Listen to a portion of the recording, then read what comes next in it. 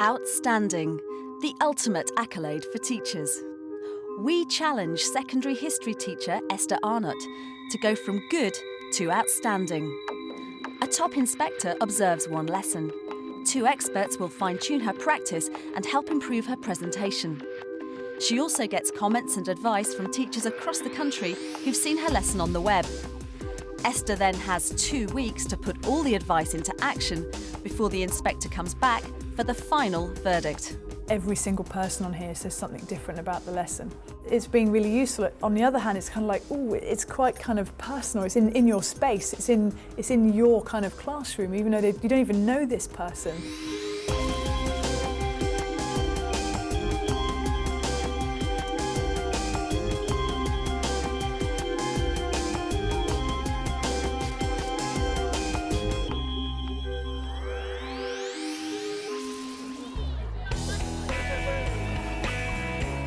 Lampton School is a large mixed comprehensive in West London, close to Heathrow Airport. Esther Arnott is a history teacher in her 4th year of teaching. My previous job was working in PR. I used to think it was hard going, having a deadline in the next couple of weeks and working towards that. But teaching, you have 7 deadlines a day. Right guys, let's get sorted please. Open your books on a fresh page. On a good day, I love the fact you can't predict what's going to happen. But that can also be the worst thing about teaching as well. Has anyone got Sanjay's book? The history department rates her teaching as good. I think one of Esther's main strengths is, I would always say, an absolute passion for what she teaches. This thing goes on a horse. Esther will focus the challenge of getting to outstanding with her Year 7s. I think what's interesting about the class is the very, very broad range of abilities. And the class as a whole is very enthusiastic and very lively, which is good, but also poses its own challenges. Okay, everyone, look this way. I think you're getting on well. Yeah, she's really nice. She gives out merits really easily. She's not too strict, but she is firm when she needs to be. Okay, so it's really good that you're talking to each other and describing. Whenever we work, she explains things well, so we understand what she's talking about. What do good historians do? Can you remember from the very start of the course? Do they always ask questions? I don't expect to be the creme de la creme, no way near. I'm certainly not consistent in the amount of time I put into planning versus the amount of time I put into marking. I'm certainly not consistent in the way I actually differentiate my lessons. I think that for Esther, it's going to be to learn to let go a little bit of the students' learning. I think part of the challenge for Esther is to understand that they don't always need a safety net. Esther's planning her next lesson on the Norman Conquest. Kind of resources that I need to plan for are, for my EAL students, I need to make sure that they can access this idea of conquest. It's trying to make it obvious through pictures. I've then got to think about the character cards to write and how to make them accessible for all, but more challenging, more detailed breadth and range of information, so the more able to understanding the nuances of the past. It's the morning of Esther's observation. With hundreds of inspections under her belt, School Inspector Clare Gillies leads teams up and down the country. She certainly knows an outstanding lesson when she sees one. Okay guys, right, you need to listen very carefully. Esther has 45 minutes to impress our inspector with her lesson on the impact of William the Conqueror on the English. I am now William the Conqueror, okay? Here we are. William the Conqueror. I'm glad you found it funny, Palmville. I feel silly. Now, William the Conqueror. I cannot speak in a French accent. I'm not very good when I speak French, but I am now ruling your country and I am taking over. I might be horrible to you, but I might be nice to you. When she put on the crown, it was really funny. It's like, it wasn't in a history lesson anymore. We actually felt like we were there. What I'd like you to do, I'm not going to wear this anymore, is I would like you, in your pairs or in your groups, you should all find in front of you an envelope. By the end of the task, you should be able to tell me whether William meant your life was better or meant your life was worse? Polly says, I've heard that William and his soldiers are burning down people's homes. It's been very bad in the north of England and in the south. There are people starving and dying from hunger. That's suffering most. These two, I think the one that 10,000 people died is the most. Let me just reach out. I think we should get rid of that heading as well, because no one really benefited that much. Change it, suffered the least. One people was in charge of the church, and William took his job to his friends. He gave it to his friends. But what tells you the people of England were happy? Yeah, good. People like going to church. Yeah. Okay, year 7. If I put on this marvellous time-travelling crown again. Now, I am now William. Are you going to tell me that you like me or that you hate me? I don't want to spend a lot of money, and besides, I need a little more money, so I need some more work. Well done, Majid. And you got into royal. Round of applause for Majid. That was fantastic. Well done. Carolina, why do you like me? Because I met one of your soldiers and I fall with him in love. Oh! Look for any evidence that maybe the English are getting a better life too. It's never black and white. It's always a bit multicoloured and a bit tangled. Find the detail for me. Miss, what sentence can we do for this one then?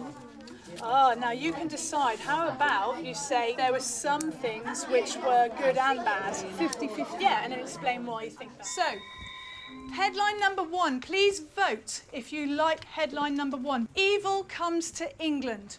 Right? That could be a headline. Second headline. Out, out, out. William must go. Last but not least. From bad to good, William gets better. Ooh. Please, will you put your books in a pile in the middle of your desk? So how did Esther get on?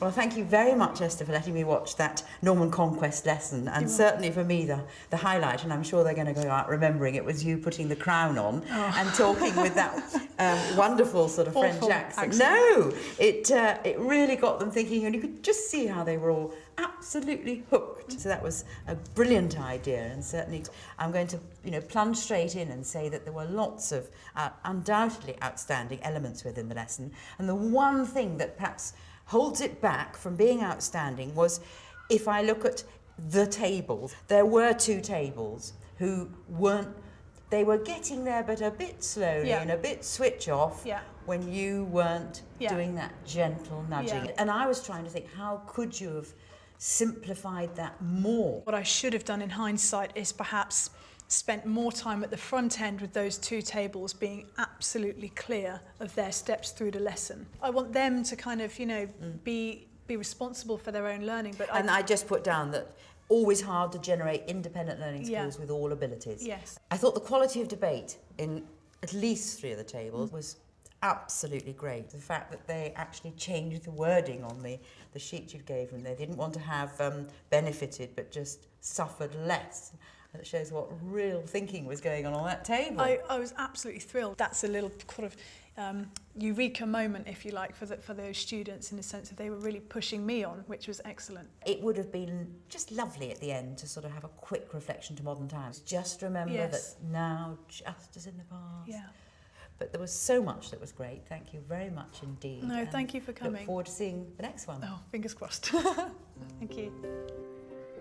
With the first observation over, the inspector highlighted Esther's need to keep all students equally engaged, shaping the structure of her lessons to enable the students to be more effective, independent learners.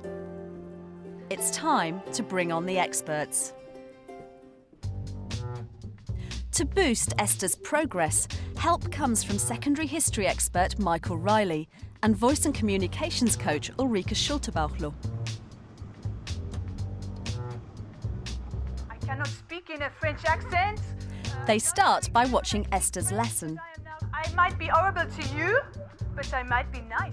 Great to see the impact of Esther in role and the way in which the class kind of light up. I think in general she's a brilliant communicator.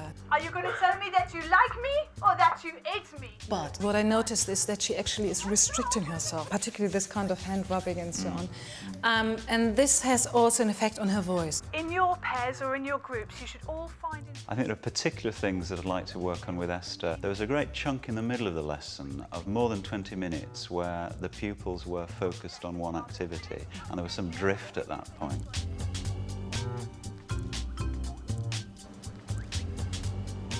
Esther, thinking about your planning and planning for pupil engagement and challenge in the learning, and instead of thinking about organising learning around key questions for individual lessons, we place this lesson in a broader sequence of learning around what we would call an inquiry question, a historical inquiry question, where we start with the question, the inquiry question, as opposed to, and it might be the same one, just broadened out. Right. But then we think how individual lessons then can be sequenced, best sequenced, so that by the end of it, pupils have answered this important big historical question. The key to this is making sure that we're setting out at the beginning of this process with a historical question that is valid, that has historical rigour, that is engaging for students. You know, questions like how did Anglo-Saxons react to Norman invasion, or what was the impact of the Norman Conquest on English people? And that then, in the end, we can define an end product that will enable students to answer this question, enable them to engage with it, and is a really interesting thing for them to produce. In order to be outstanding, I personally believe that I need to differentiate, and I need to differentiate for the 3 or 4 different groups of abilities, if you like. One of your great strengths as a teacher is your inclusion. Perhaps, ironically in a sense, you are doing that at the expense of whole class teaching. So instead of planning one big task, think about planning sequenced activities that take pupils up, deeper into the inquiry, more complex levels of understanding. And within each one, providing some extra challenge, providing some extra support for those students who need it. That's really useful. Does that make sense? Yeah, that's incredibly useful. I might be horrible to you, but I might be nice to you. The other dimension of teaching that I think would be really good to build on, your willingness to go into role, which here was great, you know, because it added drama to the lesson. And I think there are a lot more ways in which, as history teachers, we can add drama to our lessons and avoid pupil drift. The fact that, you know, if you hunt in the King's Forest, what do you think happens to you? You lose 2 fingers. Pause. Do you know what happens to you if you're caught a second time? No. Your eyes are gouged out.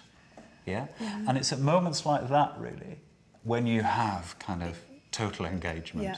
And some of that can be elicited from them. Who's found something really scary on their cards? And take that as your way in.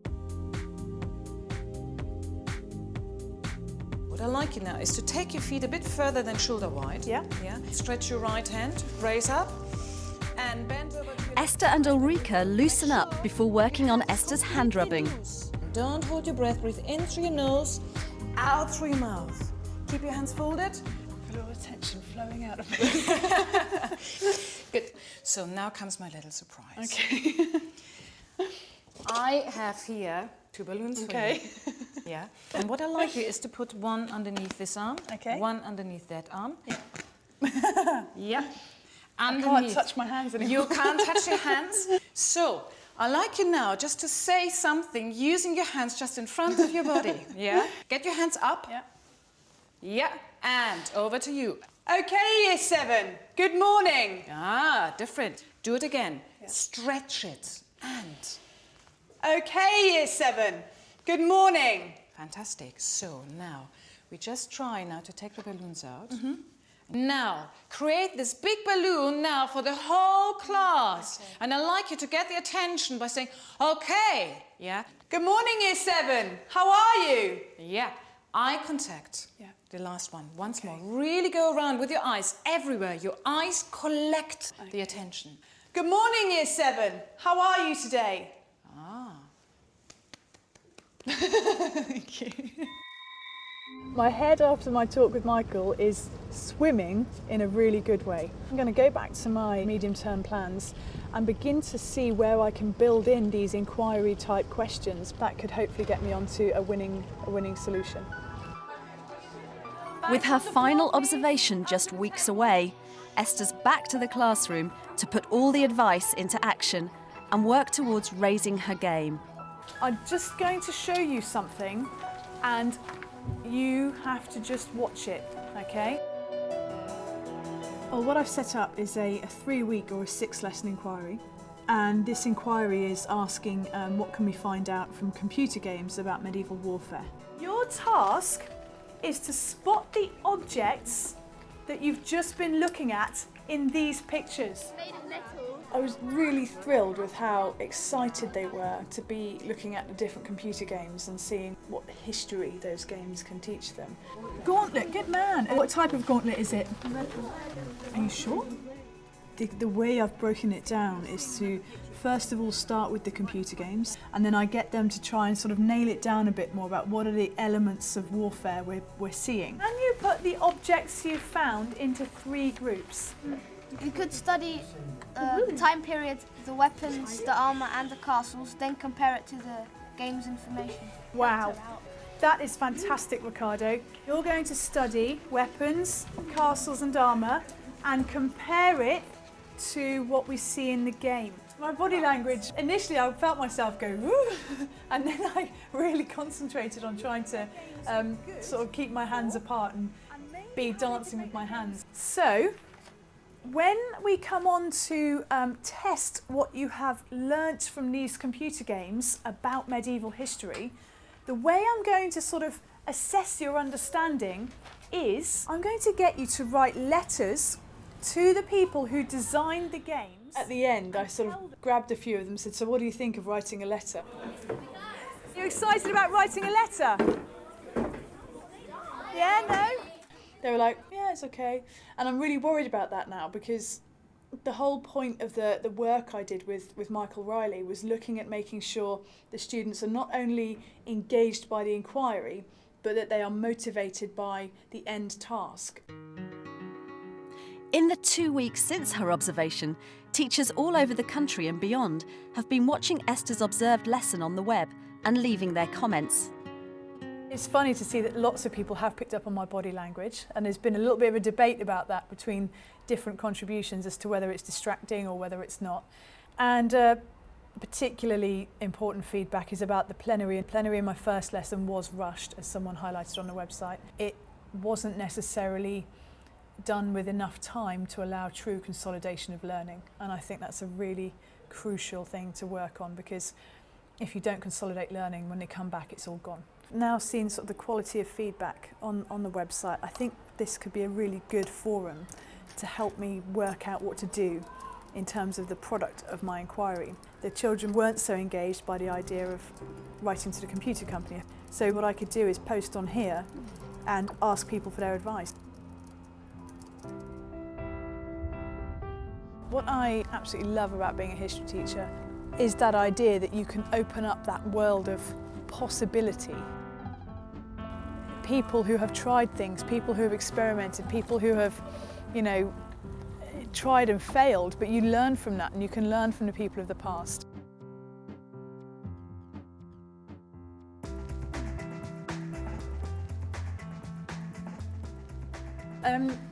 Really useful web feedback from some people about how to assess, and that's what I'm putting out at the moment. I'm actually giving the students complete choice. On that piece of paper, you've got some options. It says at the top, put a tick next to the one you like the most. What you've got is a list of ways that I could be assessing you at the end of this unit. After we choose which one we want to do, can we actually do it? You will be, yeah. So I'm giving you the chance to choose how you are assessed completely. It's your choice. Podcast, magazine, movie, website. No, that's really interesting actually. I think probably the thing I'm most surprised by is that they're willing to put themselves out there, and as a result I think variety is the key, and this has shown me that the more variety you can build in where it's possible, especially at Key Stage 3, the better. Today we are going to study medieval armour. I'm not just going to show you some pictures of it and go, what do you think? Because that would be boring. I'm going to get you to make some. The really excellent thing so far from having an inquiry-based approach is the engagement. They are sort of on tenterhooks, ready and waiting, and I've got students coming up to me with computer games saying, I looked at this again when I was at home last night. That involvement is fantastic. Hello, Michael Riley. Hello Michael, it's Esther here, how are you? Esther talks through her lesson plan before tomorrow's second observation. One of my big worries, if you like, is having too much of a focus on the game aspect of building a castle rather than getting them to understand how this teaches them about castles changing over time. I think there is a danger of that, and I think it'll be really, really important at the beginning of the lesson to make it really clear why they're doing this. And then again at the plenary, you really tie this in to the overall inquiry, which is interpretations focused. The important thing is for pupils to realise that they're studying these games as an interpretation of history. Okay, thank you so much. This has been really, really helpful. Good luck with it all, and I hope it goes well.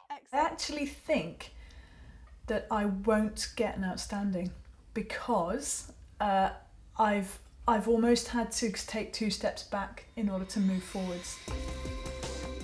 It's the day of Esther's final observation. Clare Gillies is back, and it's crunch time. We've been studying this question: what can we learn from computer games about medieval history? With all that expert advice and weeks of practice behind her, can Esther make it from good to outstanding? Okay, so today we're actually going to investigate the final little piece of the puzzle, and that is castles. What can we learn from computer games about castles? So without further ado, let's look at the real history of castles. In your pairs, you are going to become master castle builders. Okay, first set of instructions. The year is 1066. William the Conqueror has just won the Battle of Hastings to become King of England. But in many parts of England, the people don't want him there. So he decides to build a castle. But he says it must be built really quickly, and he's only got wood and earth or soil to do it. You've got 1.5 minutes, work together, design your castle, master builders, off you go. What does it say on there? Can I do it? And over here we do the lines again like that. Like that. Could you hold your boards up so I can see your designs, please? This one at the back, can you all look at that one for a second? Can you see how they've really done exactly what William said? But times are changing, builders. It's now 1081. Your castles are being burnt to the ground, but now you've got stone. Do the rocks around it. Since we've been learning about medieval warfare, I think the lessons have been more different because we're doing more practical work and it's more fun and you learn more by doing it. Next step, it's 11:26 now. Some English people, dun dun dun, have worked out that they can make your stone castle collapse. Oh dear. What have we got in mind? Well, so we have stone here. We put 2 bricks with like heavy ones. So you add more. Put your hand up if you added something like a wall or a moat, like some water. Dearie me, you're pretty good. Maybe you won't get your heads chopped off. Well done. I did learn a lot because I didn't know the dates that the castles were being used and created. Thumbs up if it's true, thumbs down if it's false. Number 1, all castles in history are made of wood. False, super duper. Wooden castles had to be replaced by stone? True, well done. There was only one type of castle design ever. False, well done. But here is the real challenge. The computer games we've looked at were set in 1191. Were round towers invented then? No. Were multiple walls around the castles invented then?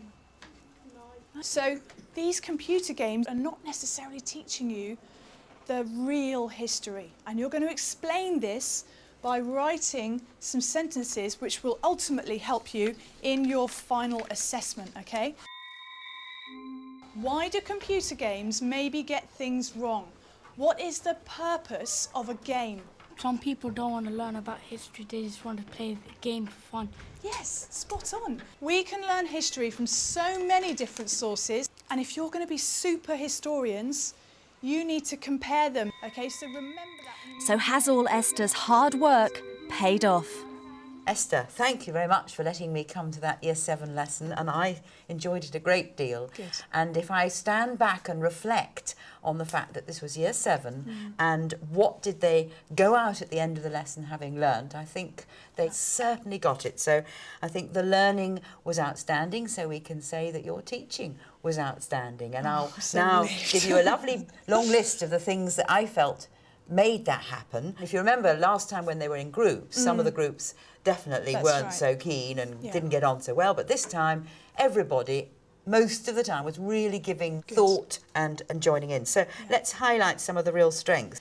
The good reflection at the beginning of the lesson, back to, you know, this is what we've been doing and where we're going. We had some good pace generated by the sort of lovely, you know, if you're not quick, you might get your head chopped off. That adds a touch of authentic, I'm sure, history there. Everybody wrote quite a lot. Related to their ability level. The lovely idea at the end that we were super historians, they're always comparing. Certainly they got that. So there was absolutely a wealth of, you know, things that they got out of it, that they mastered during it. And they're going to go on, I hope, to be sort of brilliant historians. I hope so. And thank you very much for letting me share that enjoyable lesson. No, thank you so much for your feedback. It's been incredibly useful. When she said there was outstanding learning going on and therefore there must have been outstanding teaching, I actually couldn't believe it.